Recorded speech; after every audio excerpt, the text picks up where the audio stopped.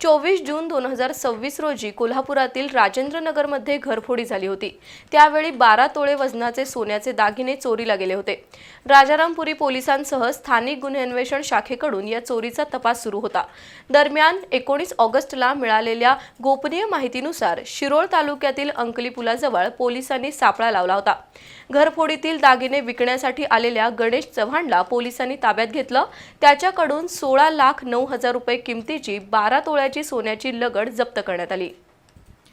24 जून 2026 रोजी कोल्हापुरातील राजेंद्रनगरमध्ये एका बंद घराचा कडिकोंडा उचकटून चोरट्यांनी 12 तोळे वजनाचे सोन्याचे दागिने आणि रोकड चोरली होती। राजारामपुरी पोलीस ठाण्यासह स्थानिक गुन्हे अन्वेषण शाखेकडून या चोरीचा तपास सुरू होता। पोलीस उपनिरीक्षक जालिंदर जाधव यांना एका बातमीदाराकडून चोरट्याबद्दल माहिती मिळाली। त्यानुसार स्थानिक गुन्हे अन्वेषण शाखेच्या पोलिसांनी 19 ऑगस्टला सांगलीजवळच्या अंकली पुलापाशी सापळा लावला। बेडग इथला गणेश चव्हाण हा सोन्याची लगड विकण्यासाठी आला आणि पोलिसांनी त्याला ताब्यात घेतलं। त्याच्याकडे कसून चौकशी केल्यानंतर त्यानं सोन्याची लगड घरफोडी करणाऱ्या चोरट्यांनी दिल्याचं सांगितलं।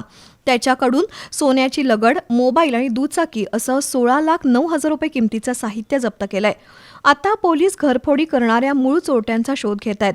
ही कारवाई उपनिरीक्षक जालिंदर जाधव, संतोष कळवे, रुपेश इंगळे, अंमलदार वैभव पाटील, विशाल खराडे, सत्यजित सावंत, महेंद्र कोरवी, सत्यजित तानुगडे, प्रदीप पाटील, विशाल शिरगावकर, शिवानंद मठपती, अमित सरजे, अरुण धनगर, राजू एडगे यांनी केली।